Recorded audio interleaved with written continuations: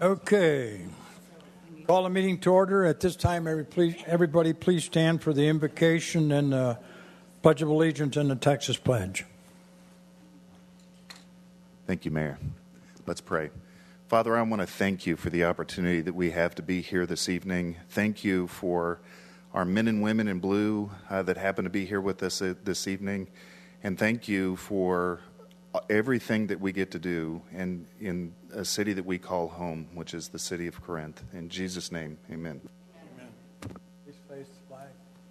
I pledge allegiance to the flag of the United States of America and to the republic for which it stands, one nation, under God, indivisible, with liberty and justice for all.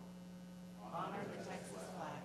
I pledge allegiance to thee, Texas, one state, under God, one and indivisible. Thank you. Proclamations and presentations. Receive a presentation from Robert Medovich, from Municipal Coordinator with Community Waste Disposal, on the organization's effort to support Texas Hill Country disaster relief. Mr. Medovich. Good evening. My name is Robert with Community Waste Disposal. We all know what happened over the 4th of July weekend, the travesty with the flood down there. CWD being locally owned and operated, we want to be doing something for that. So the month of August, we're participating with all of our cities in donating $10 a ton to the Community Hill Relief Foundation down there. So if you're a Corinth resident and you want to know what you can do, just recycle a little bit more, a little bit cleaner, and we'll be making a donation at the end in the fall to a check to them, and the city of Corinth will be named in that. You have any questions, I can answer them for you. Is there any question, Council? Thank you very much. That's very proud of what you're going to do for the people down in the Hill Country. Thank you. Thank you. Robert, when you did it before, how much did you raise? What'd you do it for? We did it along with Hurricane Katrina. I believe that was in 2005. We raised right around $25,000, wow. And we donated that to the American Cross at that time. Okay. All right, Thanks, Robert. Thank you. Okay, item number 2, life-saving presentation for Officer Michael Clark. Mr. Campbell. Thank you, Mayor. I think Chief Mitchell's going to present this information to you tonight.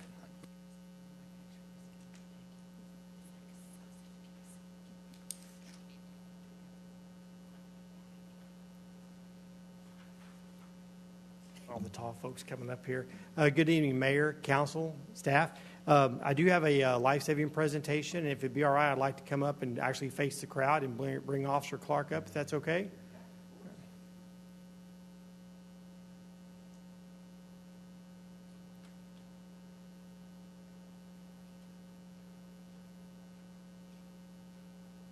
I'll read this as loud as I can right here, so make sure it gets on the record. If I need to, I'll step back out to the dais. This award is presented in recognition of Officer Clark's life-saving efforts on Sunday, September the 3rd, 2023. Now, I'm going to explain a little bit real quick before we further it. The 2023 date is correct.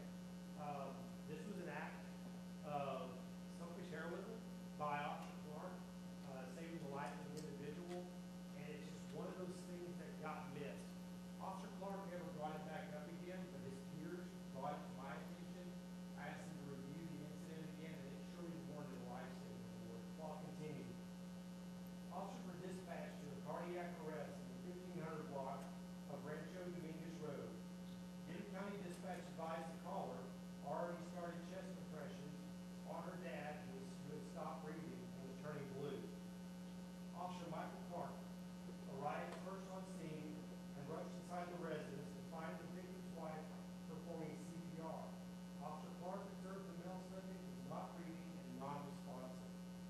Officer Clark took over CPR for the wife and continued until Lake City Fire arrived on scene.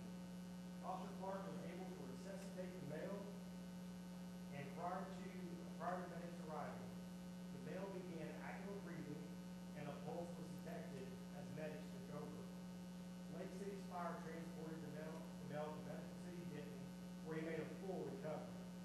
On behalf of the Corinth Police Department, we want to thank Officer Clark for his dedication and express our sincere appreciation for his efforts in this life-saving incident. So, I could not be more proud. The one thing I wish I should have got it to you sooner, but we got it to him.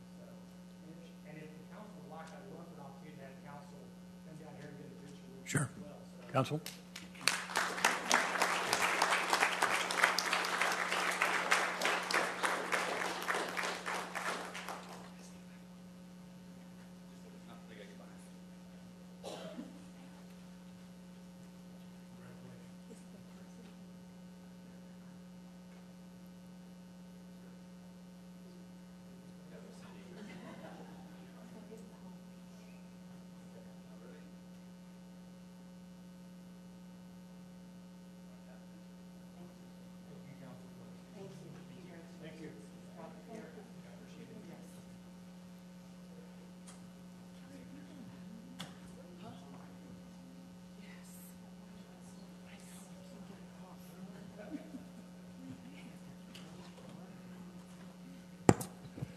Congratulations, Officer Michael Clark. Those kind of incidents makes us proud. So, again, keep up the great work out there. Citizens' comments. Please limit your comments to 3 minutes. Comments about any of the council agenda items are appreciated by the council and may be taken into consideration at this time or during the agenda item. Council is prohibited from acting on discussing items brought before them at this time. No one? At this time, I'd entertain a motion on the consent agenda. Mayor, I'll make a motion to approve. I'll second. Is there any further discussion? Cast your vote.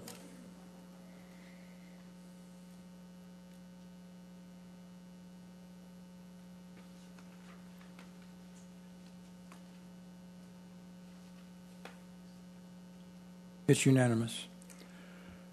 Public hearing. Item number 7, conduct a public hearing to consider testimony and act on the ordinance amending the subdivision regulation section of the Unified Development Code, section 3.05.19, governing underground utilities to require the burial of utility lines within all new developments and providing an effective date. Mr. Campbell. Thank you, Mayor and Council. Tonight, Deep Gajar of our Planning Department will present this item, answer any questions you have. Good evening, Mayor and Council. We are just talking about a small text amendment for the UDC subsection 305.19A.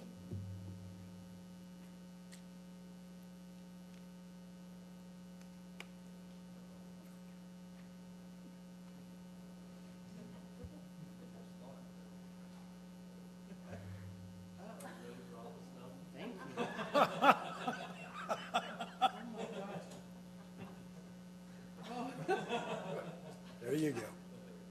Okay, so our UDC section requires all plats and site plans for residential and multifamily developments to bury the utility lines.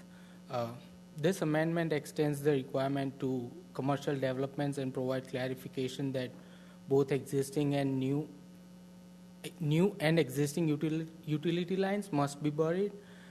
The change promotes safety, improves aesthetics, minimizes conflicts with other infrastructure, and creates uniformity throughout the city. That's the proposed change to the text, just some cleanup and adding commercial to the text. Staff recommends approval of the request as presented, and Planning and Zoning Commission recommended 5-0 as a vote, and I'm here for any questions. Are there any questions from council? Is there a depth requirement? Is there a depth requirement when they bury them? Not that I know of. I mean, that gets into utility requirements, whatever the utilities would require, whether it's, electric or what have you. I think that's up to them. We rely on the civils and the engineering to determine that. Because I know, like, the internet, they buried it like barely 2 inches or maybe 1.5 inches, and it's popping up and people are cutting into them, and so that might be, I don't know if that's something we could add or not, but it's a thought. We can It's covered by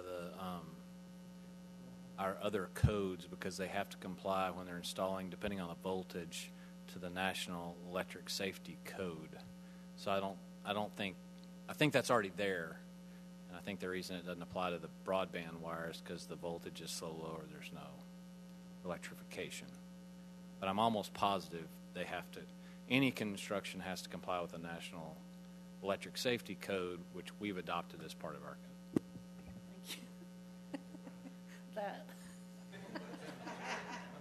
Hey, Deep, I have a question.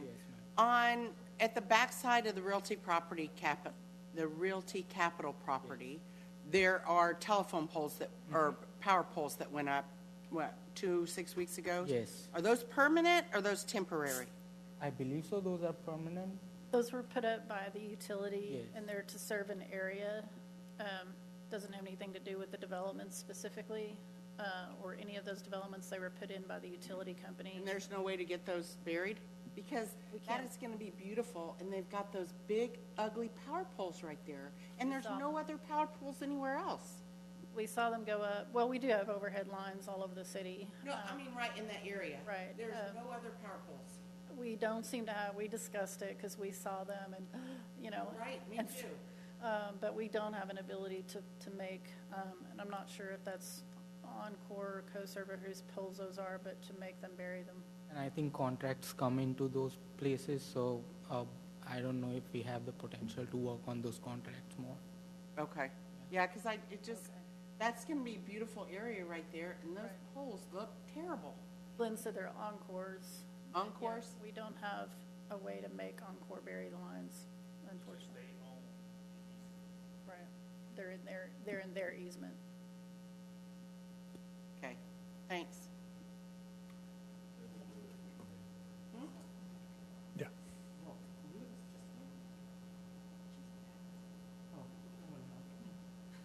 Is there any other questions? I would move to approve as presented. Oh, we got to go to public hearing. Do that first. Okay, at this time, we're going to open it up for a public hearing. Is there anybody in the audience that'd like to speak to this issue? If not, close public hearing, entertain a motion on that item. Now I'd move to approve. I'll second. Is there any further discussion? Cast your vote.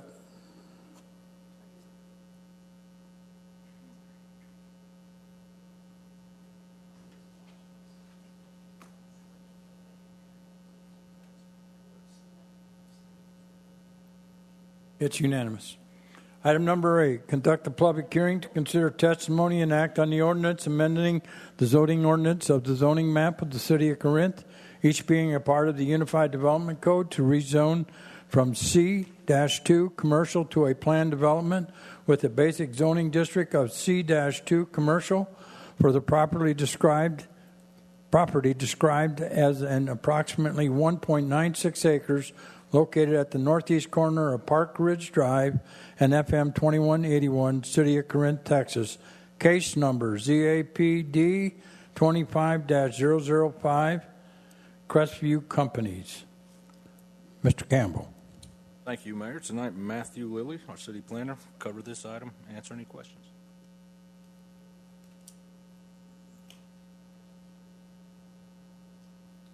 All right.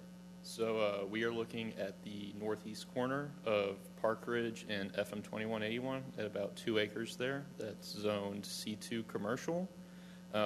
In the comprehensive plan, the future land use designation is corridor commercial. And then this proposed development is for 5,920 square foot retail building and a 3,757 square foot care now. So this is the proposed development is the Falcon Town Center PD, which shows that retail building and the care now. And then we also have the plans for a few surrounding properties. So across the street we have Park Ridge Plaza, which is a fully entitled retail building. It's about 11,000 square feet of retail. That's gone through the site plan process, and we're getting pretty close to finalizing it, and we're just kind of working with the developer right now before we break ground. And then the other site, which shows Dairy Queen, is another item we will be talking about later tonight. They're coming in for an SUP request. So this is the original concept that came to us for our pre-application meeting several months ago.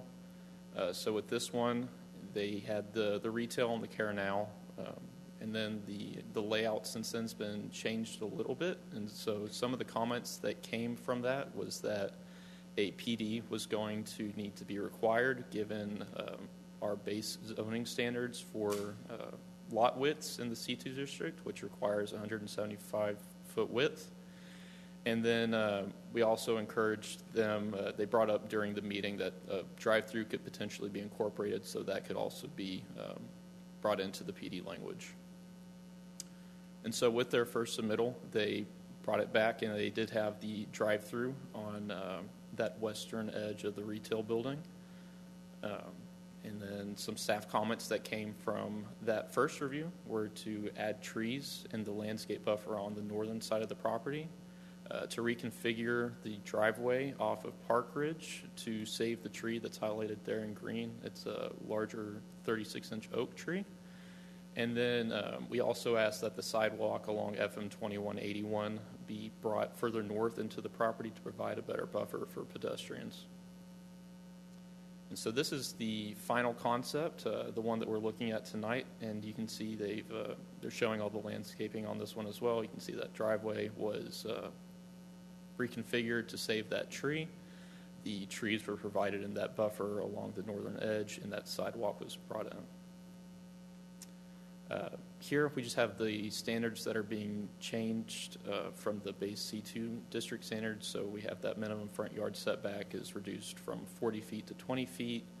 The minimum lot area was brought down from 30,000 square feet to 15,000 square feet, and the minimum lot width was reduced from 175 feet to 100 feet.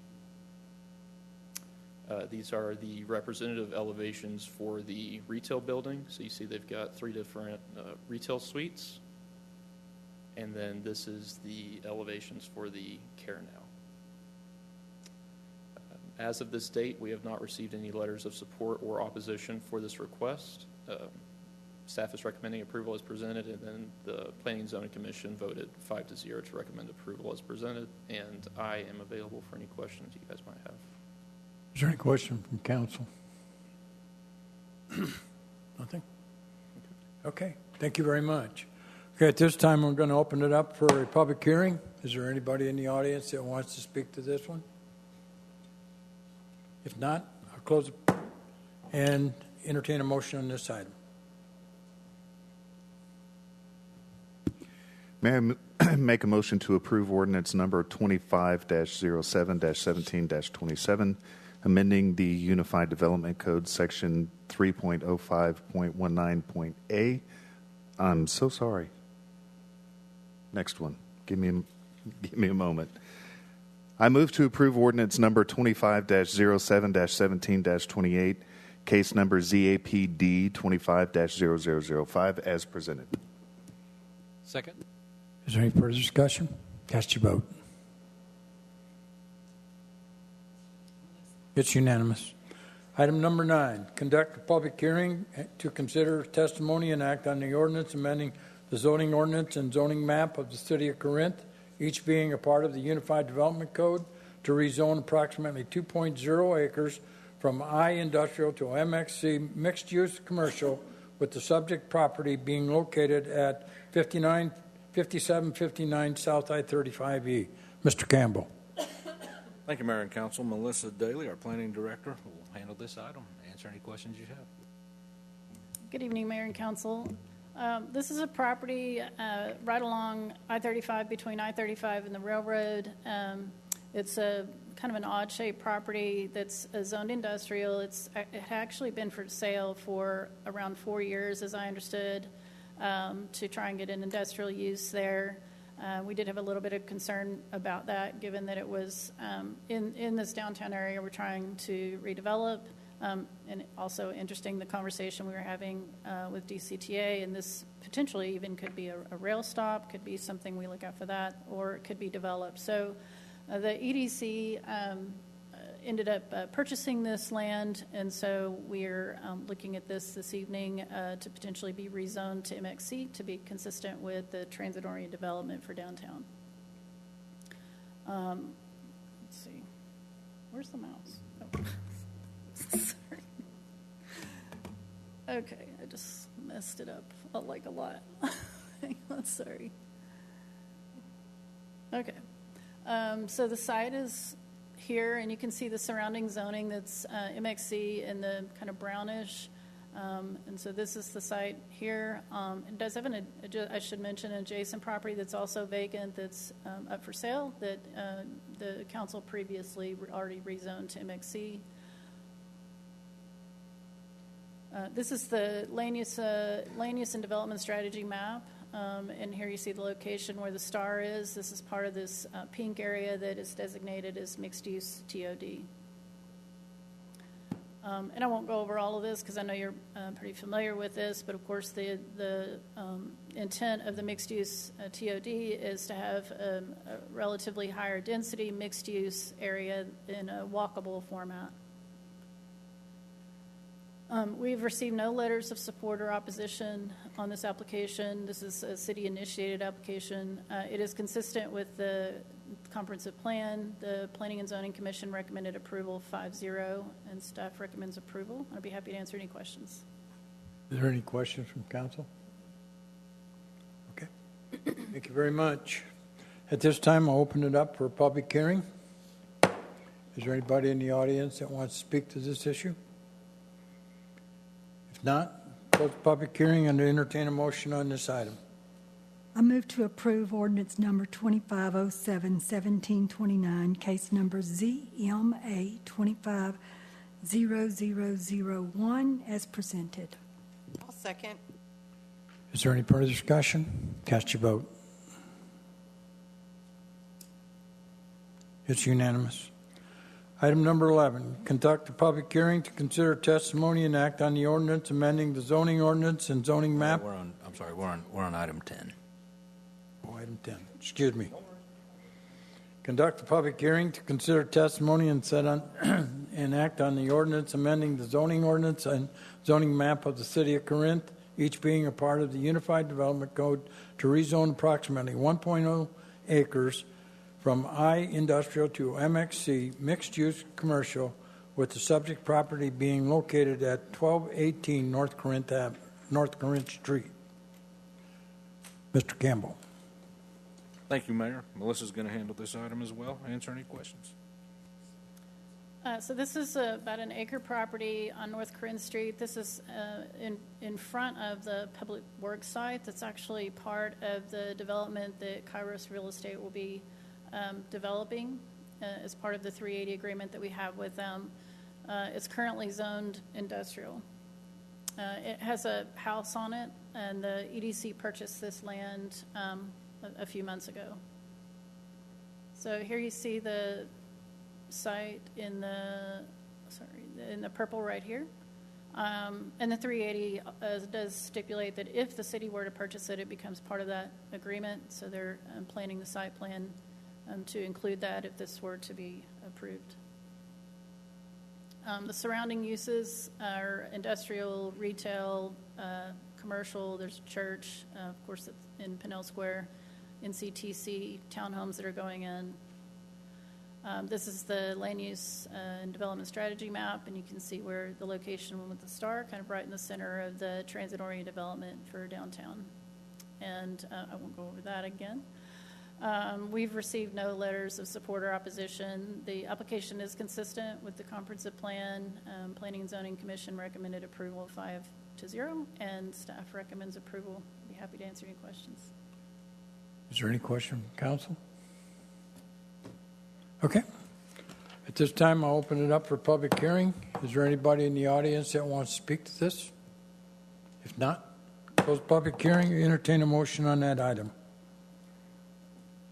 I move to approve ordinance number 25-07-17-30, case number ZMA 25-0002 as presented. I'll second. Any further discussion? Cast your vote.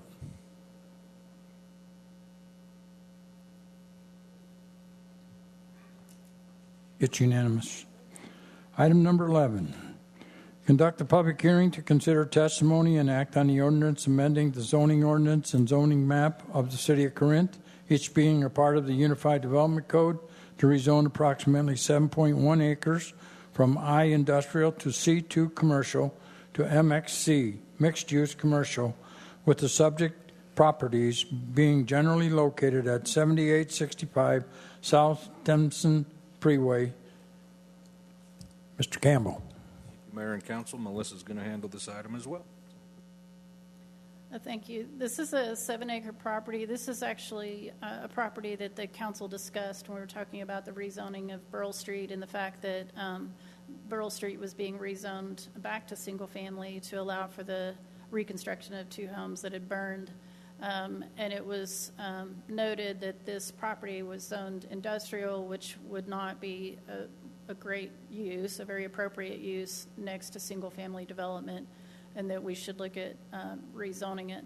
We looked at the MXC because it is adjacent to I-35 and has the potential to be a mix of uses and a good transitional use between the single family and the other commercial and institutional uses adjacent to it. Surrounding uses are a church and, of course, a single family, Gibson Heights along Burrell Street, retail and restaurants that are a short distance to the south. This is the land use and development strategy map. The area is designated office and employment, which is a fairly broad, allows for a very recommends a broad array of uses. This is the comprehensive plan page that talks about office and employment. So it talks about a lot of different uses, including corporate campus, public services, lodging, meaning a hotel, 1 to 5 stories, professional offices, limited multifamily. So these are uses that could be consistent with MXC, and MXC really just adds the building form requirements and design requirements to those potential uses. We've received 1 letter of support, and the letter of support came from the property owner that is fronting I-35, and no letters of opposition. The application is consistent with the comprehensive plan. Planning and Zoning Commission recommended 4-1 denial on this, so it will require a supermajority vote in order to pass. Staff does recommend approval. I do want to point out, too, that this essentially, just a little more knowledge on this, this involves 2 property owners. The one on the front, which is actually, it's a house that we understand is operating some form of business, but we're not exactly sure what. And then the property to the rear, and this gentleman has been in contact with us with a desire to look at some townhomes there, which we felt would be a good transitional use from the single family to the other commercial uses. That back parcel or parcels is only a little over 3 acres, so it really isn't large enough to do either single family or apartments.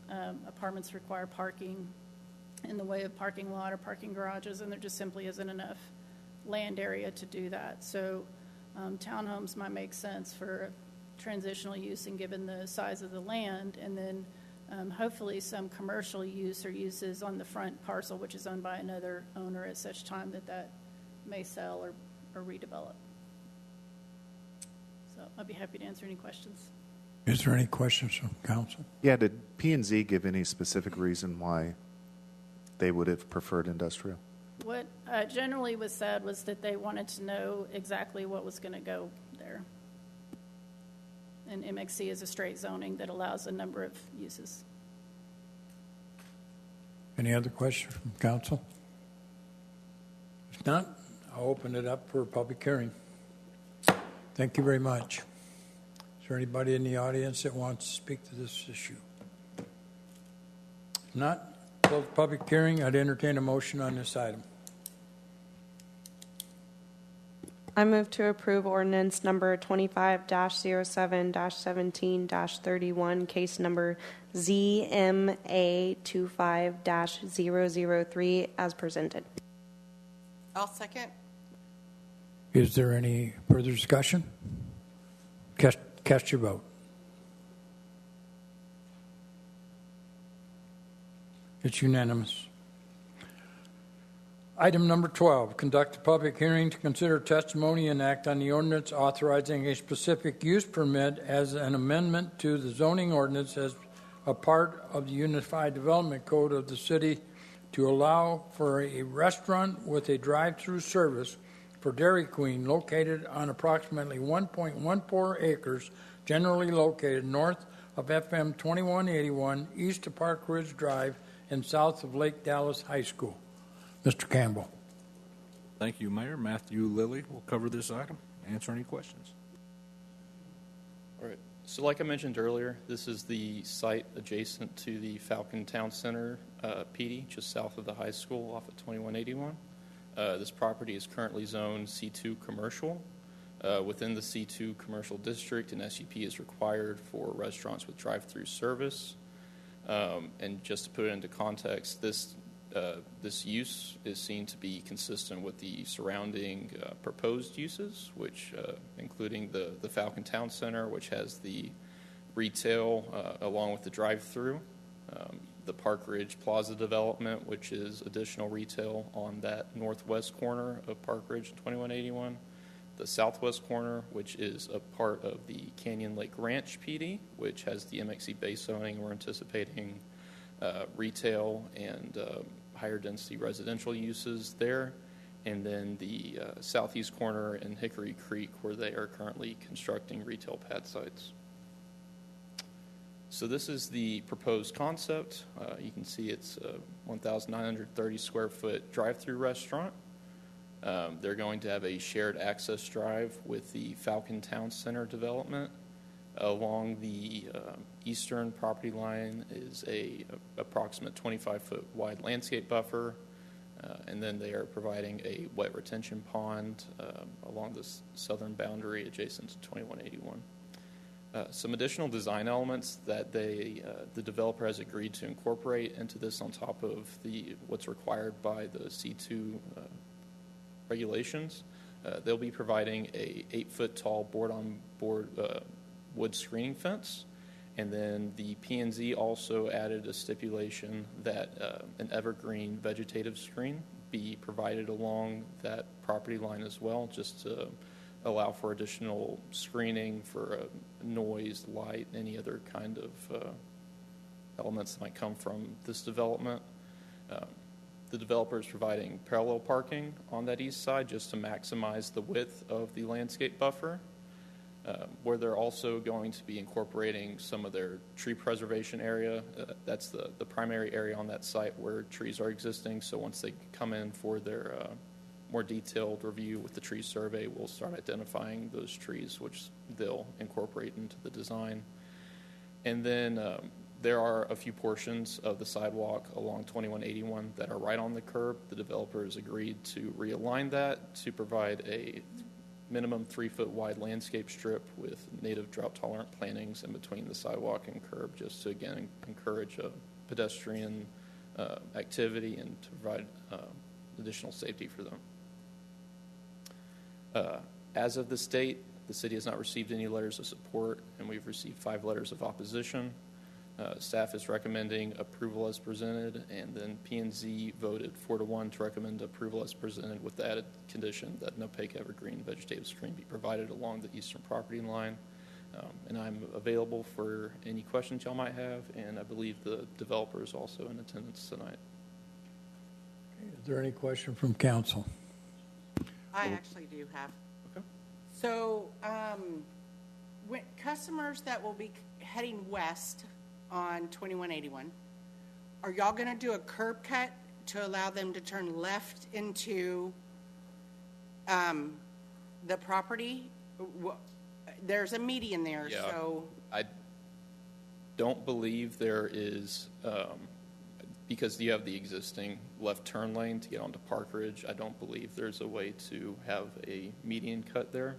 On 2181 to turn left into the property? Correct. So to access, you would go, you would turn at Park Ridge, down onto Park Ridge, then you'd go through the Falcon Town Center site, and you could go through there to the Dairy And Queen. so for people that are coming out, they're going to have to come out, turn right out of the property, and then do a U-turn if they want to then head east?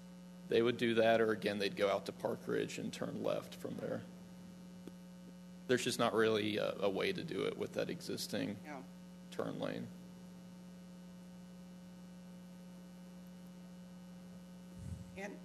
They don't think it's a concern with the drive-through blocking a bunch of the parking spots? I mean, you'd have to have a lot of cars backed up, but that's where a lot of your parking is closest to the building, is right there. So, Yeah, I mean, that's not been brought up as a concern. okay. Is that a dry retention pond? It'll be a wet retention pond. That's a recent amendment we did to the UDC, was to require wet ponds adjacent to any kind of public right-of-way. Okay. Can you maybe explain a little bit better P&Z's recommendation on the green screen?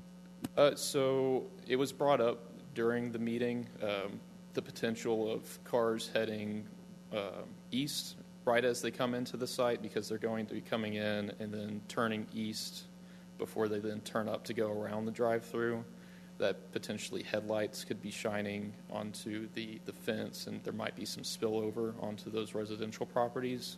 So the thought was that adding the vegetative screen that would be, I believe, up to 12 feet in height is what the developer said at the meeting, that would block any of that light spillover.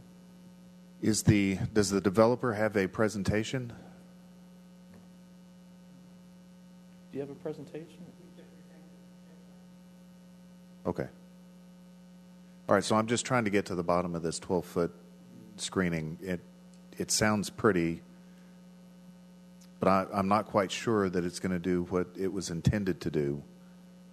Is that something that he wants to do? It was just something that was recommended by the P&Z, and it'd be just an additional buffer for those residents. So what's the current buffer again? So you have the 25-foot buffer, and you'll have shade trees planted like 30 feet on center. And Okay. then some of those existing trees will also be in that area. And then you have the 8-foot board-on-board fencing that's going to be provided by the developer. And then P&Z added on the vegetative screen. If I could add to that, the trees that we're talking about are the evergreen. They're very bushy, and they would be planted in close proximity to provide a solid green screen. The fence will be 8 feet tall, but then these will go above that.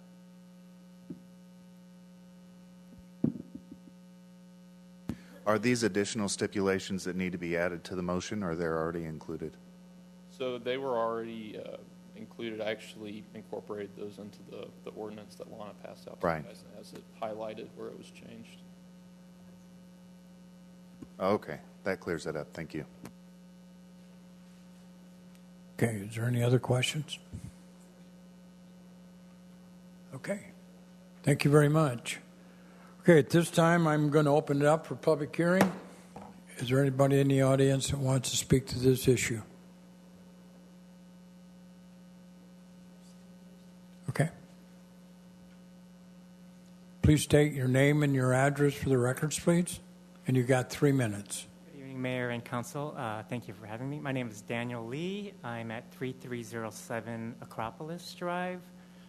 So I'm basically on just like the northeast upper portion of the proposed development area. I was here on Monday, and I do recall the speak of creating the vegetative type barrier in addition to a wooden fence, which there were some issues regarding how that would be coordinated with the neighbors, because in order for that to happen, we heard that the existing fences on the neighbors' properties would have to be torn down and replaced, because they could not do a fence and then another fence up against two fences basically up against each other. So that's some issues regarding how that would be resolved.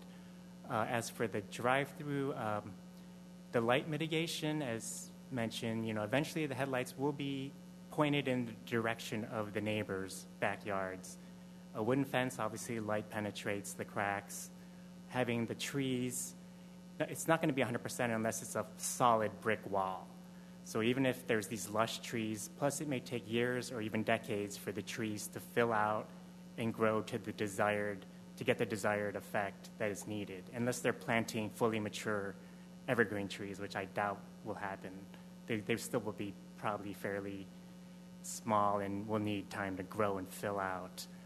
As for the drive-through aspect, having all those cars idling and maybe especially when it's busy and parked around the drive-through area, you got all that added pollution, exhaust, fumes that eventually will make its way into a neighbor's yard. So there's a decrease in the air quality that could be a concern for people with maybe respiratory issues, having young kids in their backyards, not to mention the noise from potential cars that have, loud exhausts that, you obviously are out there on the roads.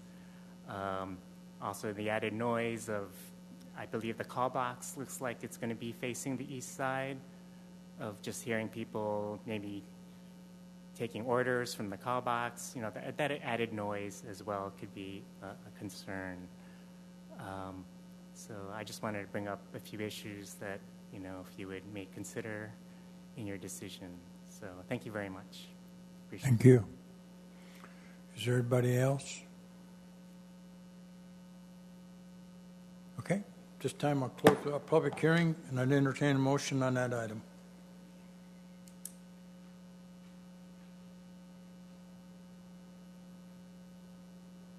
Mayor, I would move to approve ordinance 25-07-17-32, case number SUP 25-0001 as presented.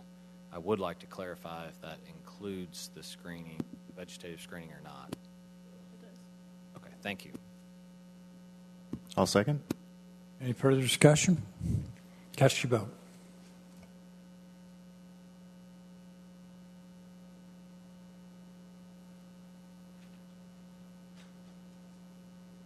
It's unanimous.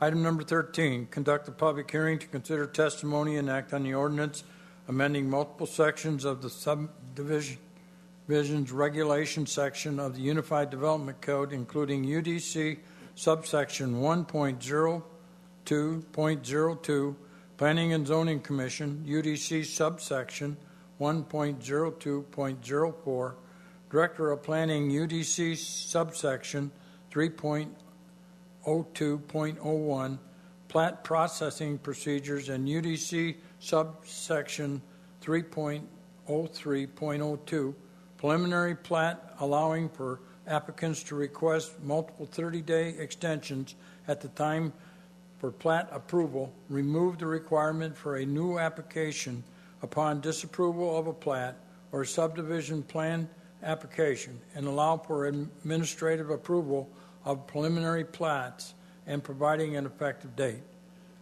Mr. Campbell. Thank you, Mayor and Council. Matthew will handle this item as well, answer any questions.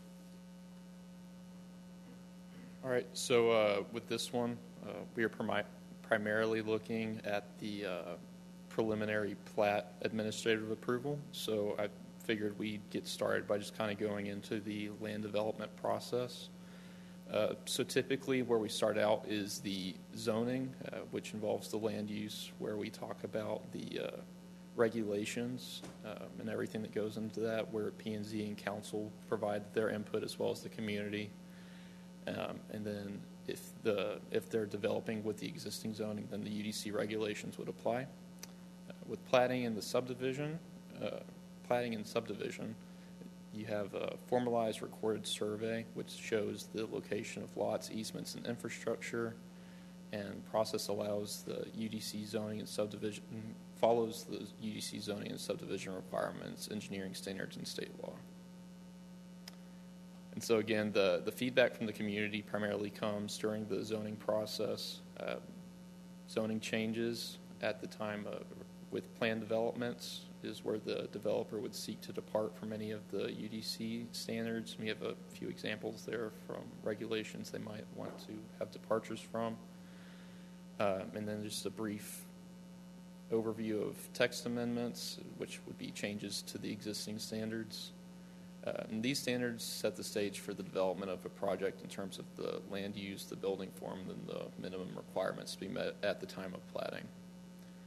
And so once we finally get to the platting stage, this is more just making sure that what is shown in the zoning is being met So the purpose of a preliminary plat is to determine the general layout of the subdivision, the adequacy of public facilities needed to serve the intended development, and the overall compliance of the land division with applicable requirements of the subdivision regulations as well as the zoning. The preliminary plat in particular acts as a draft for the development civil construction plans and then the final plat that comes later on. And then it just allows staff and the developer an early opportunity to identify any deficiencies or potential conflicts. Staff is recommending that the Director of Planning be able to decide upon preliminary plats. Given that these plans are preliminary in nature, the P&Z will retain the function of reviewing and deciding upon final plats once those are ready to be recorded, and then to allow for additional flexibility due to the constraints of the state-mandated 30-day shot clock. And these amendments overall will just allow for a more streamlined, developer-friendly process for platting while maintaining the same requirements for a complete and accurate plan. And so that first bullet point is basically all of what I just talked about with the preliminary plat applications. Also included with this ordinance is the change to allow applicants to request multiple 30-day extensions for plat approval. This was something that was clarified in state law, and we figured we'd just go ahead and also clarify that in our code. And then the last amendment was to remove the requirement for a new plat application upon denial. Typically what we've done is whenever it's denied, the applicant will just come back at a later date, and they'll submit 15 days prior to the P&Z, and we'll check to see if all of the conditions that the P&Z identified during their initial review have been met, and then they would approve the plat. Staff is recommending approval as presented. That is actually incorrect. The Planning and Zoning Commission voted 3-2 to recommend approval as presented, and I am available for any questions you guys might have. Is there any questions from council? Yeah, I'll have a few. Why did P&Z not like this one, or the two of them? I think there was a general just kind of misunderstanding about the overall process. I didn't have those first few slides in that meeting, and so there was concern that they weren't having the same opportunity to provide input that they typically would. But again, that input comes at the zoning stage, which they will still retain. The preliminary plat is something that has always just been more of a perfunctory thing that we've done at P&Z meetings. In the time I've been here, we've never had a comment on the preliminary plat. So I think it was more just misunderstanding more than anything else.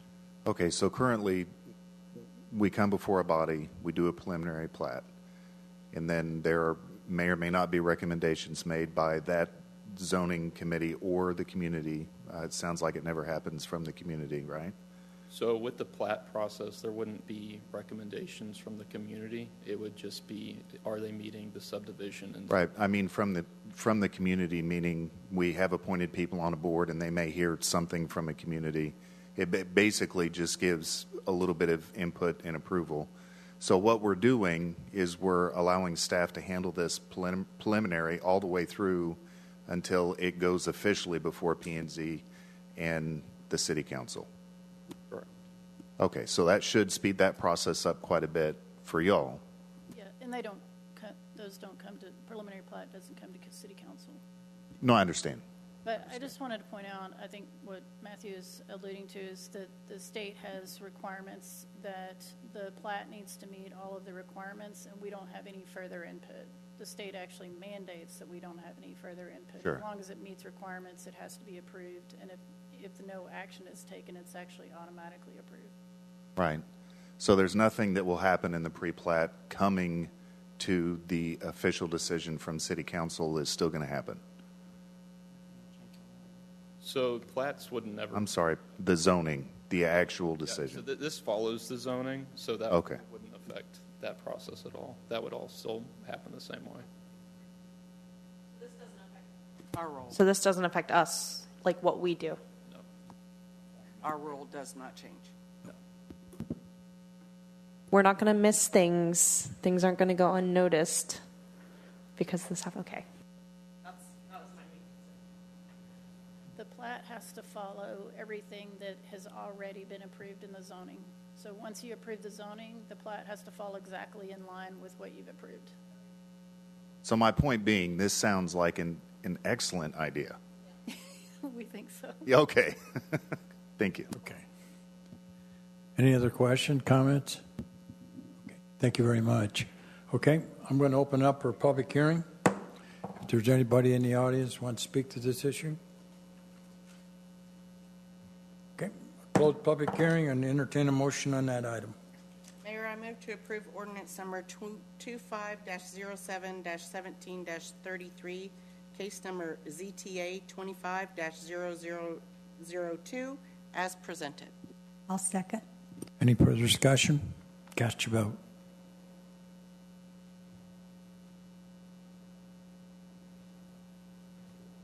It's unanimous. Business agenda, item number 14, consider and act on an ordinance of the City of Corinth approving an amendment to the fiscal year 2024-2025 budget and annual program of services for reimbursement of impact fees to Meritage Homes and providing an effective date. Mr. Campbell. Thank you, Mayor and Council. This item represents a request from staff for a budget amendment to our impact fee fund to allow us to reimburse a developer for overpaid impact fees in the amount of $923,383. This is in regard to an agreement from early February of 2021 that you may recall, where we gave, per a developer agreement, we gave credits to the developer, Meritage Homes, and this is for the Ashford subdivision, because of all the public infrastructure improvements they were making, and it's very common to give them credits when they are building those things that we now don't have to build. And so ultimately they should not have paid, per that agreement, more than about $450,000 of impact fees. Fast forward to 2023, when the council authorized us to update our impact fee program. We did that. You'll recall a consultant came in, we updated the fees, and so we went back into our system internally to update those fees.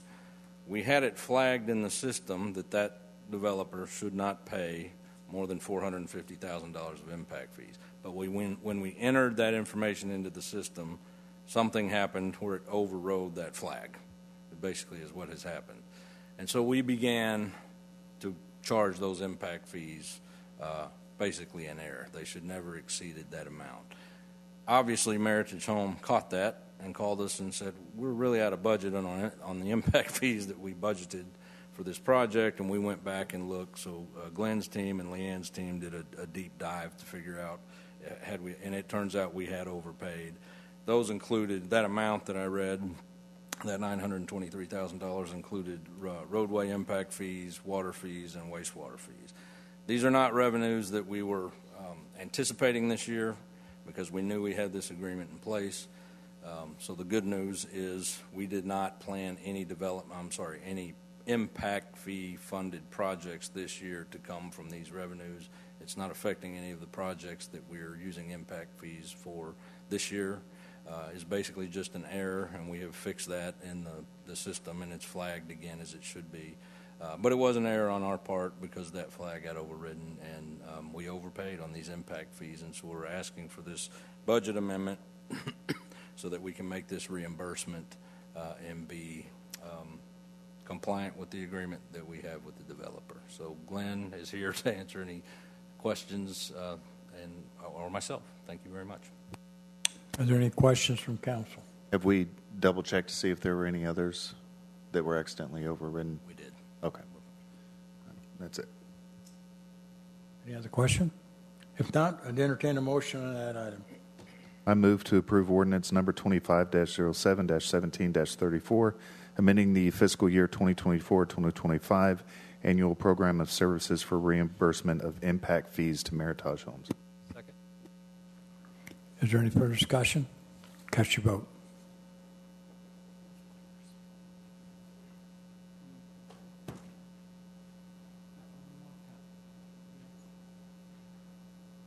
It's unanimous.